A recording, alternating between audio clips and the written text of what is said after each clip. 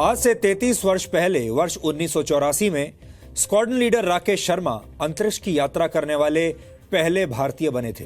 लेकिन तब उन्होंने अंतरिक्ष की यह यात्रा रशिया के सोयूज मिशन से की थी। यानी एक तरह से राकेश शर्मा लिफ्ट लेकर अंतरिक्ष में गए थे। लेकिन अब बहुत जल्द भारत के अपने अंतरिक्ष यात्री स्वदेशी रॉकेट के साथ जुड़े स्वदेशी यान से अंतरिक्ष की यात्रा कर पाएंगे। ऐसा संभव होगा जीएसएलवी और उसमें लगे स्वदेशी क्रायोजेनिक इंजन की मदद से। भारत ने आज अपने अब तक के सबसे ताकतवर रॉकेट को सफलतापूर्वक अंतरिक्ष में लॉन्च कर दिया है और इस रॉकेट का नाम है जीएसएलवी मार्क 3 D1। यह अंतरिक्ष की दुनिया में भारत की एक ताकतवर कामयाबी है जिसके बारे में आज आप सबको जरूर पता होना चाहिए। इस रॉकेट को श्री हरिकोटा के सतीश धवन अंतरिक्ष केंद्र से शाम 5:28 पर लॉन्च किया गया। इस रॉकेट ने अपनी पहली उड़ान में GSAT-19 कम्युनिकेशन सैटेलाइट को पृथ्वी की कक्षा में स्थापित कर दिया है। जीएसएलवी Mk3 D1 रॉकेट में CE-20 क्रायोजेनिक इंजन का इस्तेमाल किया गया है जो पूरी तरह से स्वदेशी है, यानी भारत में बना है और ये भारत के लिए एक बहुत बड़ी कामयाबी है। इस रॉकेट के लॉन्च के बाद अब भारत के पास भारी सैटेलाइट लॉन्च करने की स्वदेशी क्षमता आ गई है। पहले भारत को भारी सैटेलाइट लॉन्च करने के लिए फ्रांस की मदद लेनी पड़ती थी। इस रॉकेट ने जिस GSAT-19 सैटेलाइट को पृथ्वी की कक्षा में स्थापित किया है उसका वजन 3,316 किलोग्राम है। इससे पहले इसरो 2,300 किलोग्राम से ज्यादा वजन वाले सैटेलाइट्स को फ्रांस के एक रॉकेट की मदद से लॉन्च करता था। लेकिन अब भारत ने इस क्षेत्र में भी दूसरे देशों पर अपनी निर्भरता लगभग खत्म कर दी है। जीएसएलवी मार्क 3 D1 भारत का अब तक का सबसे भारी रॉकेट है। इसका वजन एक बोइंग के 5 जंबो जेट विमानों के कुल वजन के बराबर है। एक और गणना के मुताबिक अगर एक हाथी के वजन को करीब 3,000 किलोग्राम मान लिया जाए तो इस रॉकेट का वजन करीब 200 हाथियों के बराबर है। यह रॉकेट जियो स्टेशनरी ट्रांसफर ऑर्बिट यानी GTO में 4,000 किलोग्राम के वजन तक का सैटेलाइट छोड़ सकता है, जबकि यह रॉकेट पृथ्वी की निचली कक्षा यानी लो अर्थ ऑर्बिट में 10,000 किलोग्राम तक का पेलोड ले जा सकता है। भविष्य में इस रॉकेट का इस्तेमाल भारत के अंतरिक्ष यात्रियों को अंतरिक्ष में भेजने के लिए भी किया जा सकता है। इस रॉकेट के द्वारा अंतरिक्ष में भेजे गए सैटेलाइट GSAT-19 में स्वदेशी लिथियम आयन बैटरीज भी लगी हैं और अगर ये बैटरीज सफल रहती हैं तो भविष्य में भारत में इलेक्ट्रिक कारों और बसों का निर्माण आसानी से हो पाएगा। 25 मई को डीएनए में हमने आपको जीएसएलवी के बारे में बताया था। तब हमने आपको बताया था कि कैसे 80 के दशक के अंत में अमेरिका ने भारत के जीएसएलवी कार्यक्रम को रोकने की या कह लीजिए कि बंद करने की कोशिश की थी और अमेरिका इसमें कामयाब भी हो गया था। अगर जीएसएलवी मार्क 3 को भारत का बाहुबली रॉकेट कहा जाए तो आप अमेरिका को कटप्पा कह सकते हैं, क्योंकि उसने भारत की जीएसएलवी वाली उड़ान को रोकने की कोशिश की थी, वो भी पीठ में खंजर घोंपकर। 1980 के दशक के अंत में भारत ने रशिया से क्रायोजेनिक इंजन्स मांगे थे। रशिया 230 करोड़ रुपए में भारत को यह इंजन देने के लिए तैयार भी हो गया था, लेकिन तब अमेरिका ने इसरो पर पाबंदी लगा दी और रशिया पर दबाव बनाया कि वो भारत को क्रायोजेनिक इंजन की तकनीक न दे। लेकिन आखिरकार भारत ने स्वदेशी तकनीक पर आधारित क्रायोजेनिक इंजन बना लिया और अमेरिका को करारा जवाब दे दिया। आज भारत के पास खुद का क्रायोजेनिक इंजन भी है और Bharat missile technology control regime का सदस्य भी है।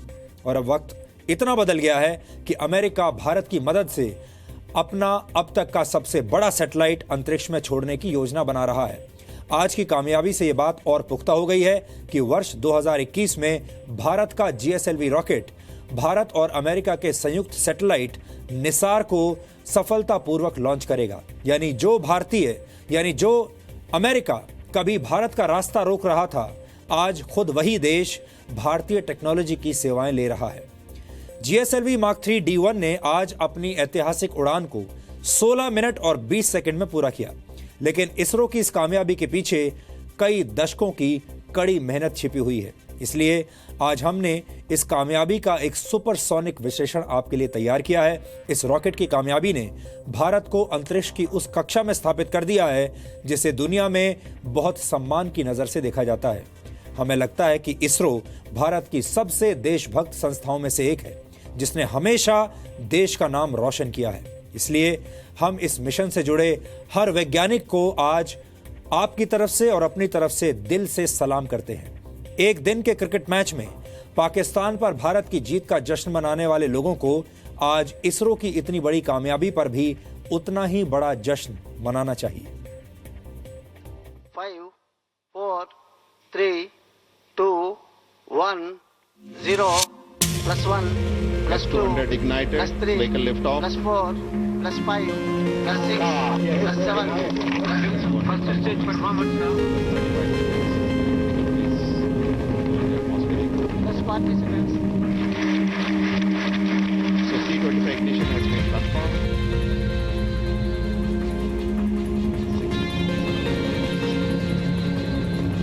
+50 seconds. +1 second.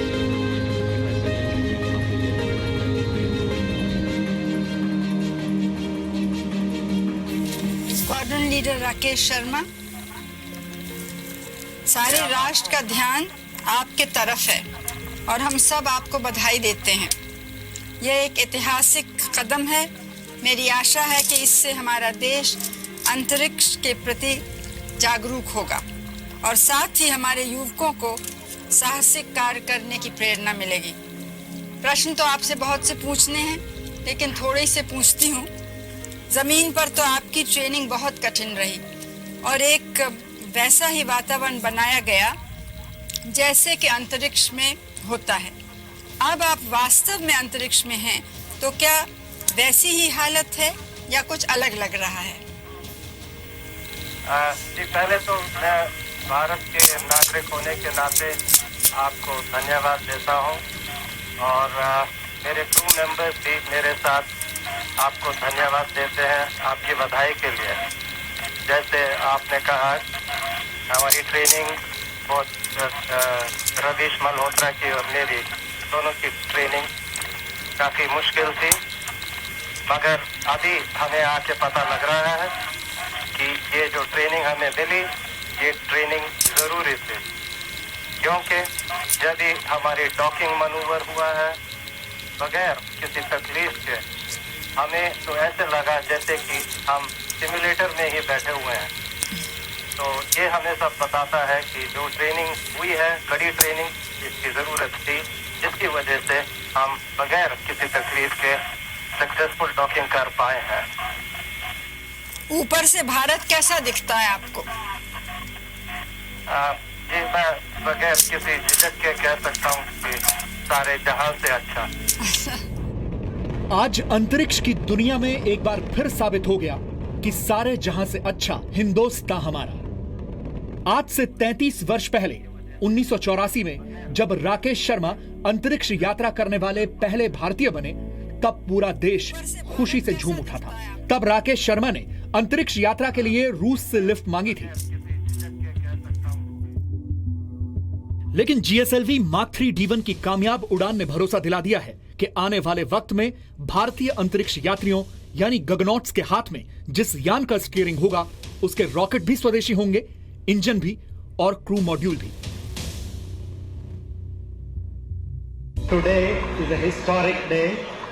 आज ऐतिहासिक दिन है। GSLV मार्क 3 D1 ने सफलतापूर्वक सैटेलाइट को ऑर्बिट में प्रक्षेपित कर दिया है। मैं इस मौके पर पूरी टीम को बधाई देता हूँ, जिन्होंने कई दशकों तक इसके लिए काम किया। ये बड़ी सफलता है। GSLV मार्क 3 ने next generation multibeam satellite GSAT-19 को प्रक्षेपित किया है।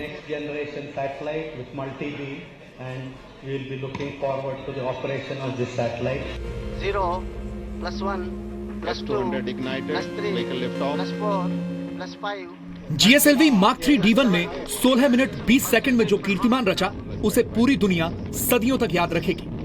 PSLV की कामयाबी के बाद अब GSLV इसरो के तरकश का सबसे धारदार हथियार बनने जा रहा है। स्वदेशी क्रायोजेनिक इंजन, अपर स्टेज के सहारे उड़ान भरने वाला GSLV rocket satellite launch market का नया खिलाड़ी बन जाएगा। आज जब सतीश धवन अंतरिक्ष केंद्र के लॉन्च पैड से GSLV मार्क 3 D1 ने अपनी पहली उड़ान भरी, तब इसरो के वैज्ञानिक और पूरा देश सांसें थामकर इस कामयाबी का इंतजार कर रहा था। That the successful mission of GSLV Mark III D1 today will lead to the third stream of operational launch vehicle for ISRO with higher capacity payload, and also the GSAT-6 will lead to much higher throughput satellites in the near future. धीरे धीरे ये rocket उड़ान के सभी चरणों को कामयाबी से पार करता रहा और आखिरकार करीब 970 सेकंड्स के बाद इसने GSAT-19 उपग्रह को निश्चित कक्षा में इंजेक्ट कर दिया। GSAT-19 सैटेलाइट का वजन 3000 किलो से ज्यादा है, लेकिन GSLV Mark III अपने साथ 4000 से लेकर 10,000 किलोग्राम वजन तक के सैटेलाइट ले जा सकता है। भारत के लिए आज एक महत्वपूर्ण दिवस है। यहाँ के श्रीहरिकोटा के सतीश धवन स्पेस सेंटर से आज लॉन्च हुई है इसरो की सबसे भारी रॉकेट, जिसका वेट है 640 टन, और सबसे भारी सैटेलाइट जिसका वेट है करीब 4 टन। इसका मतलब है अब भारत बनेगी सेल्फ रिलायंट और इंडिपेंडेंट। इसका मतलब ये है कि भारत को अभी दूसरे देशों पे डिपेंड करने की जरूरत नहीं है। हेवीएस्ट रॉकेट और हेवीएस्ट सैटेलाइट की आज लॉन्च हुई है और ये महत्वपूर्ण दिवस एक और होप भी देती है कि आगे के 7 साल के बाद यहाँ से एक मैन मिशन भी बाहर जा सकते हैं। इस रॉकेट का वजन करीब 6,40,000 किलो है और ये 12 मंजिला इमारत जितना ऊंचा है। GSLV अपने साथ जिस GSAT-19 उपग्रह को ले गया उसकी भी कई विशेषताएं हैं। GSAT-19 मल्टीपल स्पॉट बीम्स तकनीक का इस्तेमाल करेगा, जिससे देश में इंटरनेट की स्पीड कई गुना बढ़ जाएगी। इसके अलावा यह हाई चार्ज पार्टिकल्स का भी अध्ययन करेगा। ये इससे अब हम अपने बिल्कुल इंडिजिनस कहें कि व्हीकल से हम अपने सैटेलाइट हम स्पेस में भेज सकते हैं, जिसमें कि हमारा जो कम्युनिकेशन का जो डिपेंडेंस था, नेविगेशन के ऊपर जो डिपेंडेंस था और रिमोट सेंसिंग के लिए, तो वो एक बहुत बड़ा ब्रेक थ्रू कहें कि होगा हमारे लिए कि स्पेस में कब जाएगा हमारा एस्ट्रोनॉट या कॉस्मोनॉट, स्पेस में कब जाएगा या कैसे जा सकता है। तो अभी राकेश शर्मा जी जब गए थे तो हमें रशिया की मदद थी, तो अब हमारे पास ये टेक्नोलॉजी से ये कैपेबिलिटी हो गई है। GSLV Mk3 D1 और इसमें लगे स्वदेशी क्रायोजेनिक इंजन की कामयाबी कई मायनों में अहम है। वर्ष 1999 में जब कारगिल की ऊंची ऊंची पहाड़ियों में छिपकर दुश्मन भारत पर वार कर रहा था, तब भारत ने अमेरिका से मदद मांगी। भारत सिर्फ इतना चाहता था कि अमेरिका भारत को वो GPS डेटा दे दे जिसकी मदद से ये पता लगाया जा सके कि दुश्मन पहाड़ों में कहां छिपा है, लेकिन तब अमेरिका ने ऐसा करने से मना कर दिया। इससे पहले 1980 में भारत रूस से क्रायोजेनिक इंजन तकनीक हासिल करना चाहता था ताकि कम खर्च में भारी सैटेलाइट्स को अंतरिक्ष में पहुंचाया जा सके। रूस भारत को यह तकनीक देने के लिए भी तैयार हो गया था, लेकिन अमेरिका ने यह नहीं होने दिया।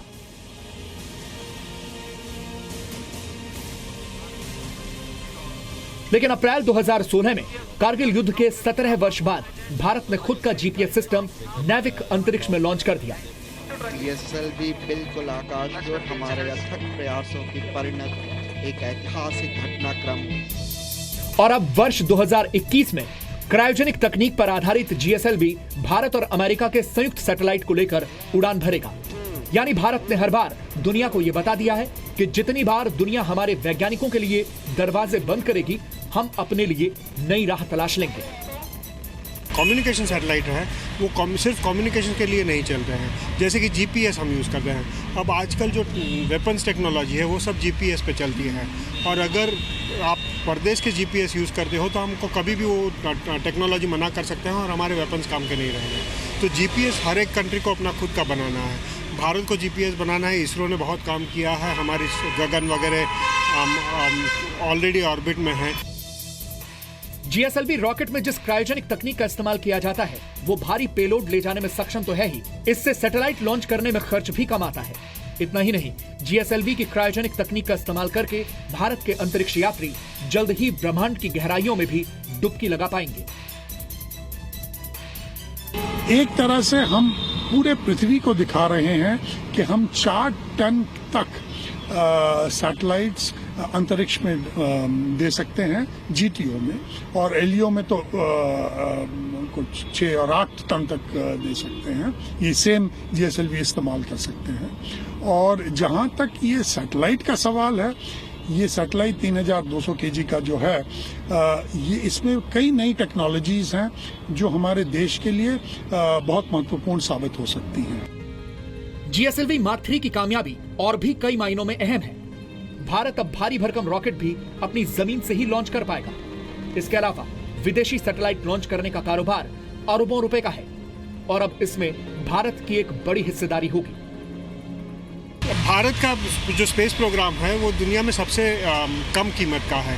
यानी हम भारत से अगर आपको कुछ लॉन्च करना हो तो करीब 1000 रुपये पर ग्राम के वजन से हम लॉन्च करते हैं, जबकि बाहर आप जाए तो 1 लाख तक की कीमत हो सकती है। भारत एक ऐसा देश है जिसने सिर्फ सिविलियन प्रोग्राम के लिए अपनी टेक्नोलॉजी डेवलप करी है। पहले से शुरू करी, स्क्रैच से शुरू करके आज जो कैपेबिलिटीज अचीव करी है वो ऐसा किसी ने नहीं कर पाया है। तो हर हिसाब से देखिए तो वो एक बहुत बड़ा अचीवमेंट है। GSLV Mk3 की कामयाबी ने भारतीयों को जश्न मनाने का एक और मौका दिया है। हमें लगता है कि किसी भी मैच जीतने के बाद पटाखे फोड़ने से ज्यादा जरूरी है कि इसरो जैसी देशभक्त संस्था की कामयाबी देखकर खुशी के दिए जलाए जाएं, क्योंकि इसरो के पॉकेट में जो रॉकेट है वो देश के दुश्मनों को कोई भी मैच हरा सकता है। कोर्स बहुत बड़ा अचीवमेंट है। अल्टीमेटली हर चीज़ जो भी होती है वो इकोनॉमी को बेनिफिट करती है, कहीं ना कहीं डायरेक्टली और इनडायरेक्टली। कुछ भी अपने दम पे करते हैं तो उससे हमारे अंदर एक नई एनर्जी आती है, एक पॉजिटिव डायरेक्शन सोचने की आती है। भारत अंतरिक्ष में भी एक चैंपियंस ट्रॉफी खेल रहा है। यहाँ उसका मुकाबला पाकिस्तान से तो नहीं है, लेकिन चीन जैसे देशों से जरूर है। और अगर इसरो अपनी फॉर्म में बना रहा तो भारत जल्द ही चीन और अमेरिका जैसे देशों से कहीं आगे निकल जाएगा। श्रीहरिकोटा से रेवती राजीवन और दिल्ली से रूफी जैदी के साथ ब्यूरो रिपोर्ट, जी मीडिया, दिल्ली। ये भारतीय वैज्ञानिकों की एक बहुत बड़ी कामयाबी है, लेकिन दुख की बात यह है कि जो लोग एक क्रिकेट मैच में भारत की जीत का जश्न मनाने के लिए सड़कों पर उतर जाते हैं, वो लोग इसरो और भारत के वैज्ञानिकों की कामयाबी का जश्न कभी नहीं मनाते। ये उदासीनता बताती है कि हमारे देश के लोग मनोरंजन के कितने बड़े गुलाम हैं और वैज्ञानिकों के प्रति उनके मन में कितना सम्मान है। आज हमारे देश के लोग क्रिकेटर्स और अभिनेताओं के नाम तो जानते हैं, उन्हें बहुत बड़े सेलिब्रिटीज के तौर पर ट्रीट करते हैं, लेकिन वैज्ञानिकों के नाम कोई नहीं जानता, जबकि वो हमारे देश के असली हीरो हैं। हमें लगता है कि ये तस्वीर बदलनी चाहिए।